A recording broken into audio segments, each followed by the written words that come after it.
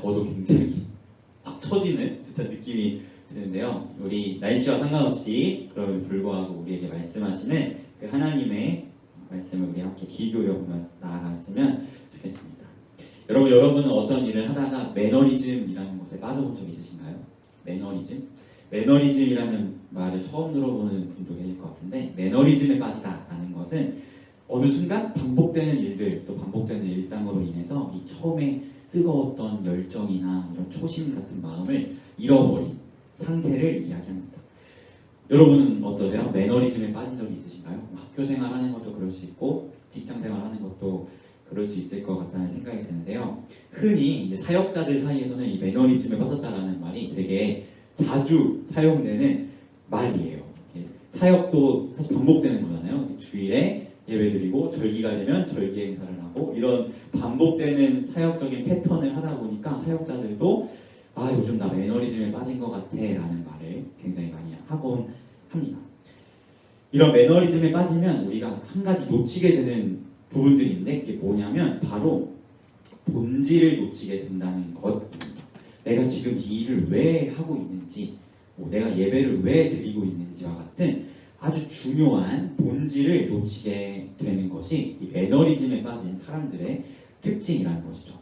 오늘 설교의 제목을 제가 뿌리, 본, 바탕질이라고 정했는데요. 이거는 한자로 본질이라는 그 단어의 한자가 이 뿌리, 본자와 바탕질이라는 한자를 합쳐서 본질이라고 이야기를 하는데요. 그것을 의미한 제목입니다. 즉 본질이라는 것은 우리가 한자에서 알 수 있듯이 모든 것의 뿌리가 되고 모든 것의 바탕이 되는 가장 기초적이고 가장 중요한 것이 본질이라는 것이죠. 우리는 오늘 이 말씀을 통해서, 함께 읽은 말씀을 통해서 본질에 대해서 우리가 함께 살펴보게 되는 것 같습니다. 우리가 계속해서 느헤미야 말씀을 살펴보고 있는데요. 지금까지 어떤 일이 있었죠? 짧게 정리하자면 느헤미야가 예루살렘 총독으로 와서 예루살렘 성벽을 단 52일 만에 재건했고, 성벽을 재건했지만 7장 말씀에 나와 있듯이 유다 백성들이 포로에서 다 안 돌아와서 굉장히 황폐하고 공허한 분위기가 예루살렘 성벽 안에 가득했음을 우리가 말씀을 통해서 살펴보았습니다. 그런 상황 속에서 정체성의 확립을 위해서 느헤미야가 계보조사 사업을 했고, 그리고 나서 7번째라는 아주 중요한 달에 학사 에스라를 모시고 하나님의 율법책을 가르치고 있는 상황이 지금 말씀에서 이어지고 있는 상황입니다. 특별히 오늘 말씀을 보니까 그 이튿날이라고 말씀을 시작하고 있어요. 이 이튿날이 언제일까요? 무슨 이튿날이죠?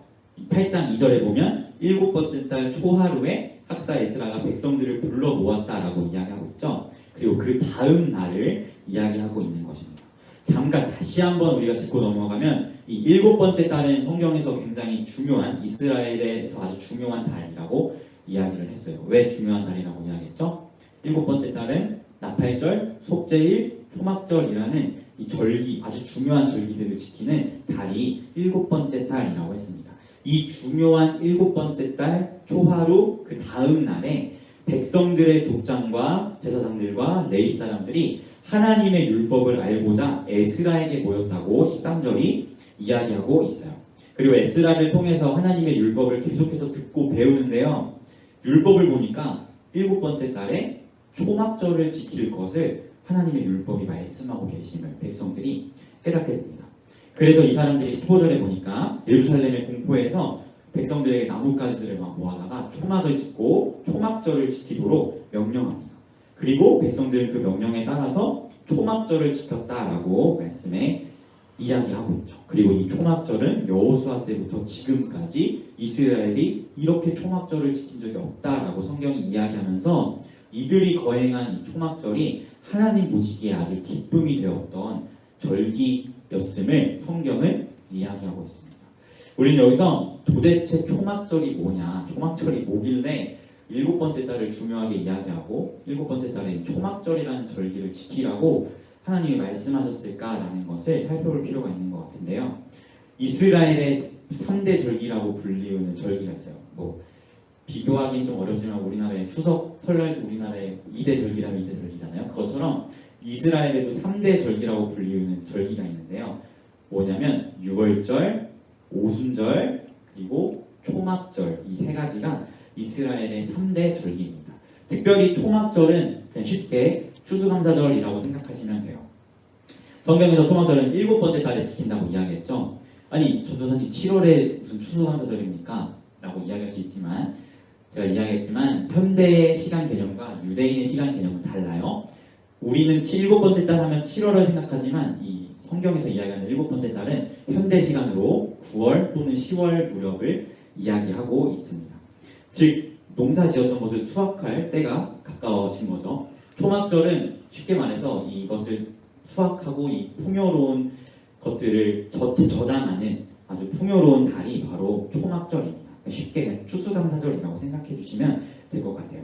즉 초막절이 내포하고 있는 분위기는 아주 풍요로움을 보여주고 있는 절기가 바로 초막절이라는 것이죠. 그런데 이 풍요로운 시기에 이스라엘 백성들이 나뭇가지로 텐트, 초막을 만들고 거기에 며칠 동안 살면서 지키는 절기가 초막절이거든요. 아니 곡식을 수확해서 풍요로우면 그것을 먹고 마시고 즐겨야지 왜 뜬금없이 이 뜰에 나가서 초막을 짓고 거기에서 며칠 동안 살면서 초막절을 지키며 나아갈까? 라는 질문을 우리가 던져보게 되는 것 같아요. 왜 하나님이 초막절이라는 것을 이렇게 지키도록 명령하셨냐면 그 이유가 이스라엘 백성들이 애굽에서 구원받았죠. 그리고 광야에서 하나님이 그들을 지키시고 이끄셨어요. 그때를 그 하나님의 은혜를 기억하라고 뜰에다가 초막을 짓고 거기에 살면서 우리가 지금은 이렇게 풍요롭지만 하나님께서 우리를 지키시고 은혜로 보호하셨지라는 그 하나님의 은혜를 잊지 말라고 하나님께서 이 같은 절기를 지키라고 명령하시는 것입니다. 특별히 신명기 32장 11절을 보면 이스라엘이 광야에 있을 때 하나님이 그들 위를 독수리처럼 너풀거리면서 그들을 지키고 이끌었다라고 성경은 이야기하고 있어요. 이 너풀거리다라는 것을 히브리어로 보면 라하프라고 이야기하는데요. 제가 한번 이야기한 적이 있는 것 같지만 이 라하프는 새가 알을 부화시키기 위해서 이렇게 품고 있는 것을 나타내는 단어거든요. 즉 하나님께서 이스라엘이 광야 가운데 40년 동안 있을 때 그들 위를 새가 알을 품듯이 품으면서 그들이 정말 하나님 앞에서 나아갈 수 있도록 지키시고 보호하시고 이끄셨던 것이 바로 하나님의 은혜라는 것을 성경은 이야기하고 있습니다. 그리고 초막절은 가장 풍요로운 그 시기에 하나님께서 광야 가운데에서 너희를 지키시고 보호하셨던 그 은혜를 기억하라라고 말씀하시면서 그들의 풍요로움은 곡식이 열매를 맺고 먹을 게 많아져서 풍요로운 게 아니라 이 하나님의 은혜를 기억하면서 오는 풍요로움이라는 것을 하나님이 말씀하시는 것이 초막절이라는 것입니다. 그리고 이러한 초막절을 오늘 말씀에서 포로에서 돌아온 유다 백성들이 지키고 있는 것이죠. 그런데 우리가 주목해야 할 것은 이 예루살렘 성벽을 재건한 후에 이 예루살렘 성벽 재건 스토리를 마무리하는 성경의 마지막 말씀을 우리가 주목해 보아야 할 필요가 있어요. 우리가 1장에서 7장까지 예루살렘 성벽 재건에 대한 말씀을 살펴보았고 단 52일 만에 예루살렘 성벽이 완성되었지만 7장 4절에서 이 성벽 재건의 스토리를 이렇게 이야기하면서 마무리하고 있는데요. 뭐라고 이야기하냐면 그 성읍은 광대하고 그 주민은 적으며 가옥은 미처 건축하지 못하였다 라고 이야기하면서 예루살렘 성벽 재건 이야기를 끝맺고 있음을 우리는 보게 됩니다. 하나님의 은혜로 예루살렘 성벽이 완성되었지만 그 성은 어떤 성이에요? 여전히 포로에서 유다 백성들이 다 돌아오지 않은 텅 빈 공허한 곳이라고 성경은 이야기하고 있는 것이죠. 그리고 8장에서 오늘 읽은 말씀에서 무엇을 행하죠? 바로 초막절을 지킴으로 나아갑니다. 제가 앞서서 이야기했지만 초막절은 가장 풍요로움을 나타내는 절기이고 그 풍요로움의 절정은 곡식에 많아서가 아니라 하나님의 은혜를 기억하면서 온다라고 이야기했죠. 즉 성경은 예루살렘 성벽이 재건되었지만 공허한 곳이다. 아직 주민들이 다 차지 않았다라는 이 공허함을 보여준과 동시에 그 공허함이 채워지는데 그것이 어떻게 채워지냐면 다른 어떠한 것이 아니라 포로에서 돌아온 유다 백성들이 초막절을 지킴으로써 하나님의 은혜를 기억하면서 그 텅 빈 것 같던 예루살렘이 비로소 풍요로워지고 있음을 성경이 이야기하고 있는 것이죠. 사랑하는 피플 여러분, 제가 서두에 본질에 대해서 이야기했어요. 때로는 우리의 삶이 예루살렘 성벽을 짓는 것에만 몰두해서요. 예루살렘 성벽을 지었지만 약간 텅 빈 것 같은 삶을 계속해서 살아가는 때가 있는 것 같습니다. 하지만 예루살렘의 이 텅 빔이 풍요로워질 수 있었던 것은 유다 사람들이 하나님의 말씀 앞에 나왔고 그 말씀에 따라 초막절을 지킴으로써, 다른 말로 하면 본질을 지킴으로써 그 본질을 붙잡았을 때 진정한 풍요를 맛봤다는 것을 성경이 이야기하고 있는 것이죠. 그리고 이 본질은 우리가 말씀을 통해서 보지만 하나님의 율법, 하나님의 말씀을 통해서 깨닫고 붙잡게 된다는 것을 성경은 이야기하고 있습니다. 저는 사랑하는 우리 피플이가 항상 이 본질을 붙잡는 신실한 주님의 제자들이 되었으면 좋겠어요. 여러분, 구원받은 우리가 붙잡아야 할 본질은 다른 어떠한 것이 아니라 예수 그리스도입니다. 제가 이스라엘의 3대 절기를 이야기했는데요. 3대 절기 뭐라고 이야기했죠? 유월절, 오순절, 그리고 초막절, 이것이 3대 절기다라고 이야기를 했어요. 오순절은 칠칠절이라고도 이야기하는데 아무쪼록 이 3대 절기를 보면 굉장한 또 영적인 의미가 있음을 보게 돼요. 6월절에 어떤 일이, 성경 속에서 어떤 일이 있었죠? 6월절에 구약에서 말고 신약에서 어떤 일이 있었죠? 6월절에 예수님이 십자가에 죽으시고 부활하셨어요. 그리고 두 번째 3대 절기 중에 두 번째인 오순절에는 어떤 일이 있었죠? 오순절에 마가의 다락방에서 성령께서 임하셨어요. 그리고 마지막인 초막절. 초막절은 도대체 어떤 의미일까요? 요한복음 7장에 보면 예수님께서 초막절에 자신에 대해서 설명하시는데 초막절에 뭐라고 말씀하시냐면 나는 생수의 강이다 라고 의도적으로 초막절에 내가 생수의 강임을 예수님께서 말씀하십니다. 이것이 무엇을 뜻하죠? 초막절은 궁극적으로 우리가 맞이하게 될 영원한 안식, 최고의 풍요로움인 예수님의 생명, 그리스도의 나라의 완성, 이것을 초막절이 예표적으로 보여주고 있는 절기가 초막절이라는 거예요. 정리하면 6월절은 예수님의 십자가의 죽음과 부활, 오순절은 성령님의 임재, 그리고 초막절은 하나님 나라의 완성, 구원의 하나님의 역사가 이 절기 안에 다 녹아져 있죠. 이것만 봐도 성경은, 하나님의 말씀은 계속해서 예수 그리스도 한 분만을 제시하고 가르치고 있다는 사실을 우리는 보게 됩니다. 즉 우리가 놓치지 말아야 할 절대적인 본질은 바로 예수 그리스도라는 것이죠. 성경에 보면 사도 바울 역시도 본질과 상관없던 것에서는 굉장히 유했고 열어주었던, 열려있었던 열린 꼰대가 바로 사도 바울이었어요. 그 사람, 사도 바울은 디모데에게는 할례를 받게 하지만 디도라는 제자에게는 할례를 받지 않게 해요. 왜냐하면 할례는 구원과 아무 상관없는 비본질적인 것이었기 때문이에요.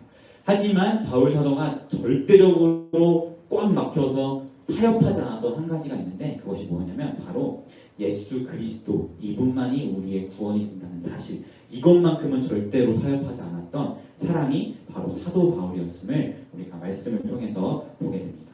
저는 이처럼 우리 사랑하는 피플이가 다른 것에 있어서는 다 열려있고 포용할 수 있는 열린 마음의 사람들이 되었으면 좋겠지만 예수 그리스도가 우리의 구원이라는 이 사실, 이 예수 그리스도에서만큼은 이 본질을 강하게 지키고 굳건하게 여기에서는 강력한 꼰대가 되어 나아가는 우리 피플이가 되었으면 좋겠습니다. 사랑하는 피플 여러분, 지금의 여러분의 모습은 어떠한 모습입니까? 예루살렘 성벽이 완성되었지만 여전히 텅 비어있는 모습입니까? 아니면 그 텅 빈 가운데 우리의 본질 되시는 예수님을 강력하게 붙잡아서 정말 초막절과 같이 풍요로운 모습입니까? 비어있다면 우리의 영원한 안식이 되시는 예수님께 다시 한번 나아가서 그분을 붙잡는 여러분이 되었으면 좋겠고, 예수님께 지금 이 순간도 강하게 붙들려 있다면 계속해서 그 주님과 함께 풍요로움을 누리며 나아가는 영원한 안식이 되시는 그 초막절의 실체가 되시는 예수님과 함께 나아가는 여러분이 되었으면 좋겠습니다. 여러분 기억하십시오. 예루살렘의 텅 빔은 다른 어떠한 것이 아니라 초막절을 지킴으로 풍요로워졌다는 사실을 말이죠. 우리 삶의 텅 빔은 이처럼 초막절의 주인 되시고 초막절의 실체가 되시는 진정한 풍요인 예수 그리스도 한 분만으로 채워질 수 있음을 기억하며 나아가는 우리 피플이가 되었으면 좋겠습니다. 우리 마지막으로 제가 이렇게 이야기하면 도대체 본질이신 예수님을 붙잡는 게 뭡니까? 너무 추상적이지 않습니까? 라고 생각할 수 있는데요. 오늘 말씀 18절을 보면 그들이 초막절을 지키면서 에스라가 첫날부터 끝날까지 날마다 하나님의 율법책을 낭독했다라고 이야기하고 있어요. 우리 예수님을 붙잡는 것은 다른 어떠한 것이 아니에요. 뭐 그냥 추상적으로 이렇게 잡아보자 이런 게 아니라 예수님을 여러분이 정말 알기에 힘썼으면 좋겠습니다.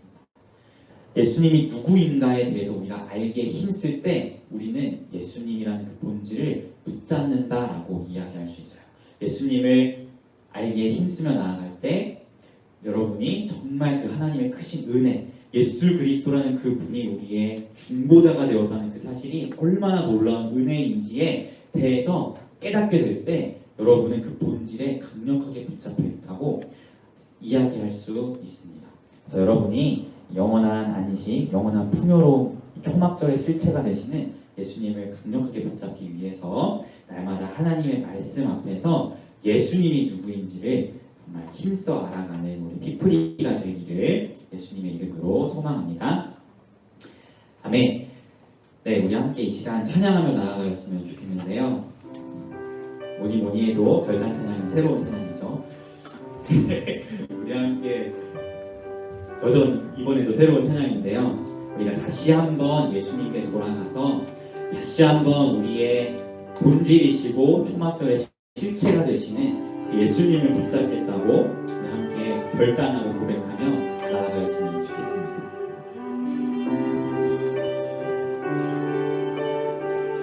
함께 고백할까요? 놀라우신 사랑으로 내게 찾아온 생명의 빛 나를 붙잡는 실패의 자리 딛고 일어나 구원의 주를 외치리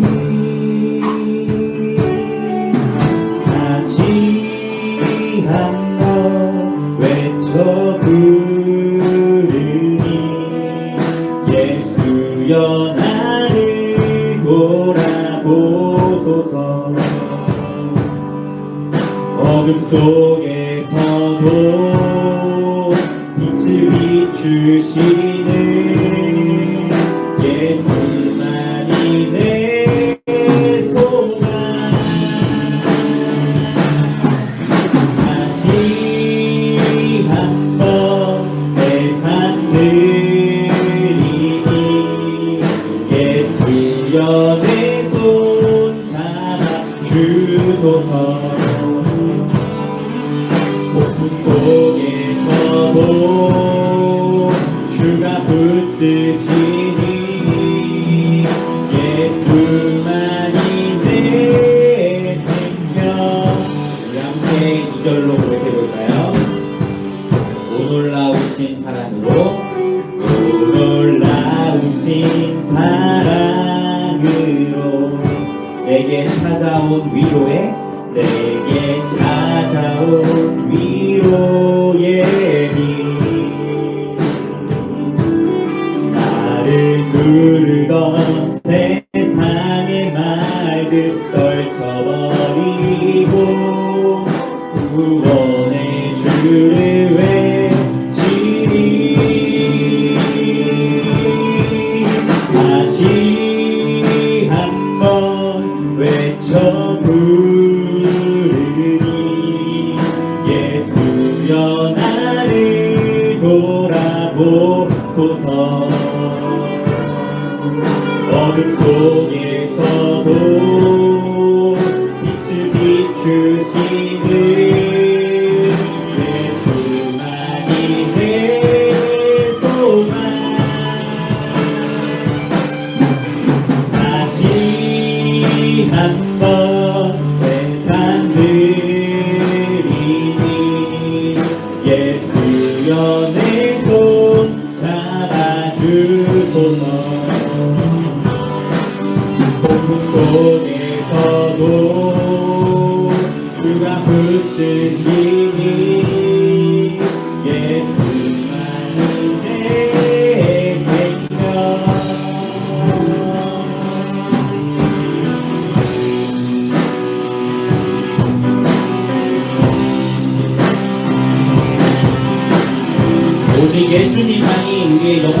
생명이시요 영원한 은혜 되심을 고백합니다.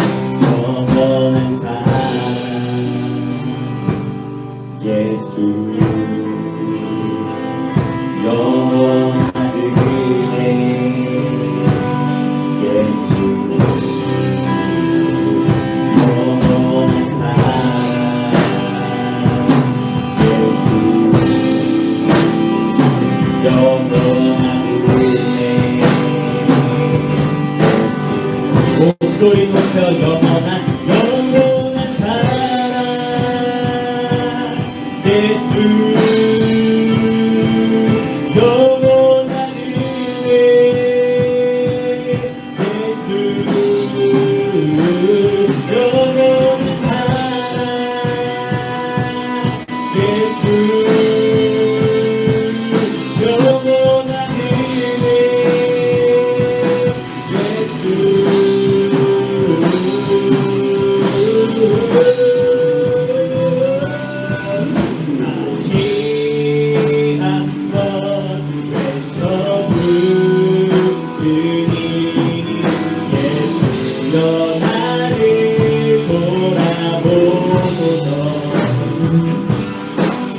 어둠 속에서도 빛을 비추시는 예수만이 내 소망.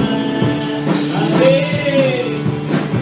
다시 한번 내 삶 드리니 예수 연의 손 잡아주소서. 속에서도 주가 붙드시니 예수만이 내 생명. 여러분, 텅 빈 것 같았던 예루살렘 성벽이 풍요롭게 채워질 수 있었던 것은 일곱 번째 딸이 추수에 가리고 곡식이 풍요로워서가 아니라 그들이 초막절을 지키며 하나님의 은혜를 기억하는 이 본질을 붙잡았기에 그들이 비로소 풍요롭게 채워졌다는 사실을 우리가 기억하며 나아갔으면 좋겠습니다.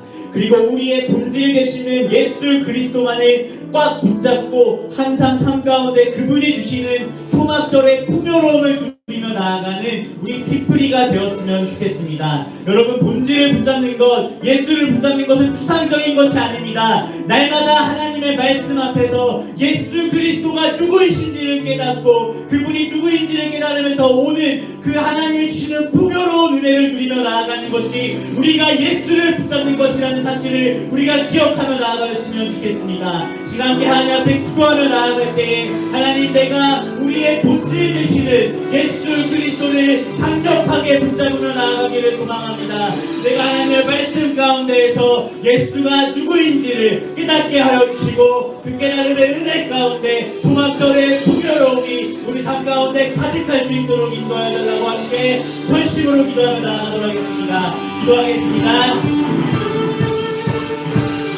하나님, 그렇습니다. 예루살렘 성벽이 52일 만에 하나님의 은혜로 완성되었지만 성경은 그 성읍이 여전히 텅 비어있음을 이야기합니다.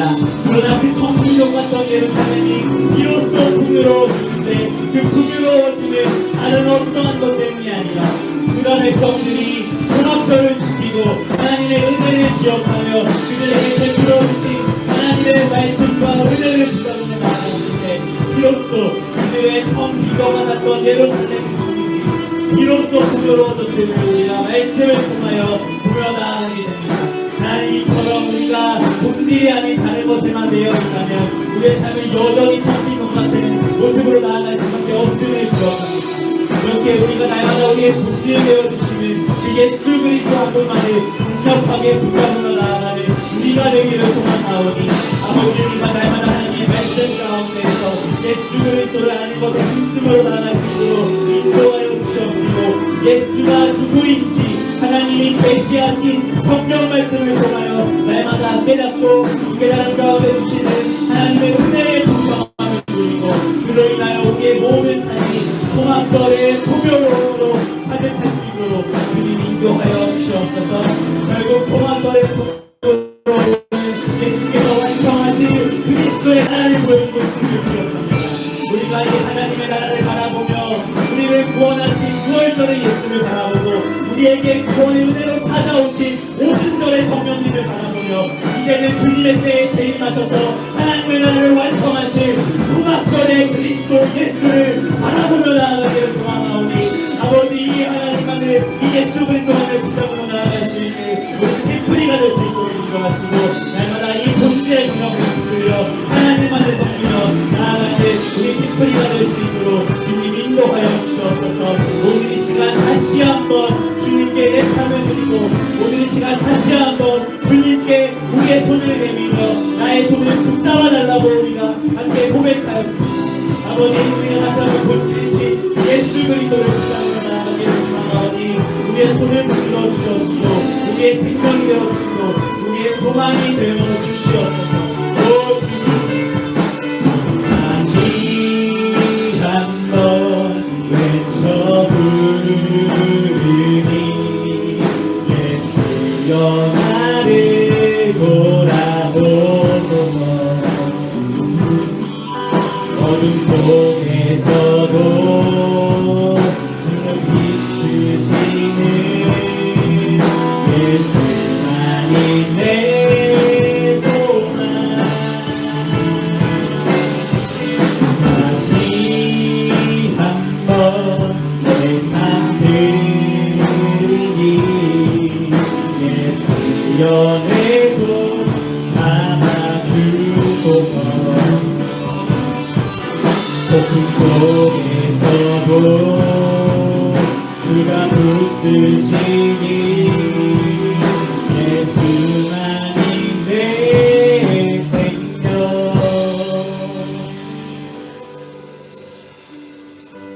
하나님 그렇습니다. 하나님의 은혜로 예루살렘 성벽이 52일 만에 완성되었지만 성경은 여전히 그 예루살렘 성벽이 텅 비어 있음을 우리에게 보여주고 있습니다. 그러나 그 텅 빈 것 같았던 예루살렘 성은 유다 백성들이 초막절을 지키고 하나님의 은혜를 기억하며 나아갔을 때 비로소 풍요로워졌다는 사실을 통하여 우리가 본질을 놓치지 않고 붙잡아야 한다는 사실을 다시 한번 기억하며 나아갑니다. 하나님, 우리가 우리의 본질 되어 주시는 그 예수 그리스도를 놓치지 않도록 우리를 붙들어 주시옵소서. 6월절에 십자가에 죽으시고 부활하셔서 우리의 모든 살길을 열어주신 그 예수 그리스도, 그리고 오순절에 성령으로 찾아오셔서 주님이 택한 그 백성들을 구원의 날까지 견인하시고 이끌어가시고 구원의 완성을 이루실 그 예수 그리스도를, 그리고 초막절에 예수님으로 이 땅 가운데 재림하셔서 하나님의 나라를 완성하실 그 그리스도 예수만을 붙잡으며 나아가는 우리 피프리가 되기를 소망합니다.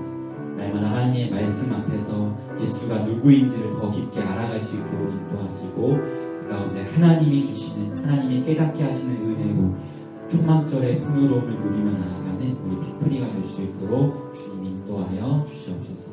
감사드리며 예수님의 이름으로 기도합니다.